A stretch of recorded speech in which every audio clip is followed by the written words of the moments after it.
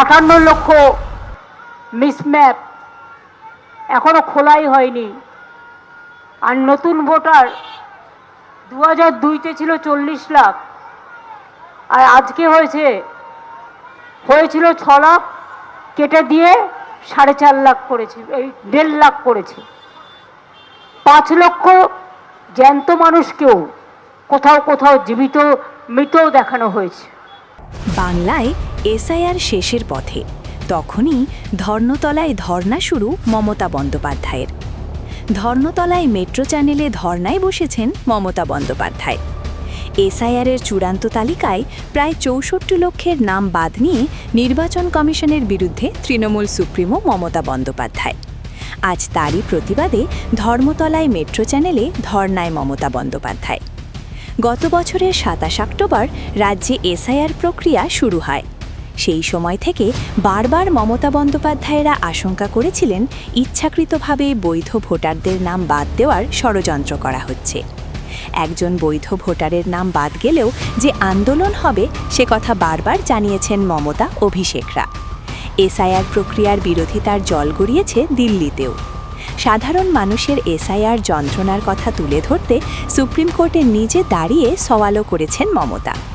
এসআইআরের চূড়ান্ত তালিকা প্রকাশের পর প্রয়োজনে আরও বৃহত্তর আন্দোলনের হুঁশিয়ারিও দিয়েছিলেন তিনি।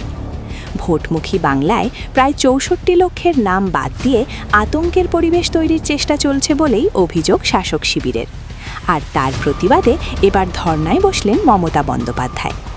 ধর্নার মঞ্চ থেকে অভিষেক বন্দ্যোপাধ্যায়ের গলায় শোনা যায় তীব্র প্রতিবাদ, এবং তিনি দাবি করেন এসআইআর করে মানুষের নাম বাদ দিলেও এবারের বিধানসভায় আরও বেশি ভোটে জিতবে মা মাটি মানুষের সরকার। আপনারা জানেন যে অপরিকল্পিত এসআইআর বাংলায় অক্টোবরের 27 তারিখ বিজ্ঞপ্তি জারি করে বিজেপির সহকারী সংস্থা নির্বাচন কমিশন বাংলার মানুষের নাম কেটে দেওয়ার যে ষড়যন্ত্র চক্রান্ত এবং অভিসন্ধি করেছিল, আমরা তার তীব্র প্রতিবাদ জানিয়েছি।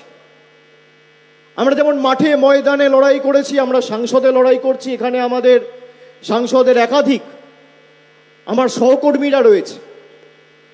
মমতা বন্দ্যোপাধ্যায় একমাত্র রাজ্যের মুখ্যমন্ত্রী যে আজ থেকে 33 বছর আগে 1993 সালের 21শে জুলাই সচিত্র পরিচয়পত্র দাবিতে রাজপথে নেমে আন্দোলন কাকে বলে ভারতবর্ষকে দেখিয়েছিল। ঠিক তেমনই 33 বছর পর আজকে মার্চের 6 তারিখ 2026-এ তিনি নির্বাচন কমিশনকে, বিজেপিকে, বিচার ব্যবস্থার একাংশ, সংবাদ মাধ্যম, এজেন্সি, কেন্দ্রীয় বাহিনী, ইডি, সিবিআই সবার উপর আমাদের চ্যালেঞ্জ থাকলো যে আগামী দিন মানুষ ভোট দেবে, লড়াই মাঠে ময়দানে হবে। তৃণমূল কংগ্রেসের উপর মানুষের জনসমর্থন আগামী নির্বাচনে আরও বাড়বে। এই লড়াই সেই লড়াই। এদিন কল্যাণ বন্দ্যোপাধ্যায়ের বক্তব্যেও শোনা যায় তীব্র প্রতিবাদ।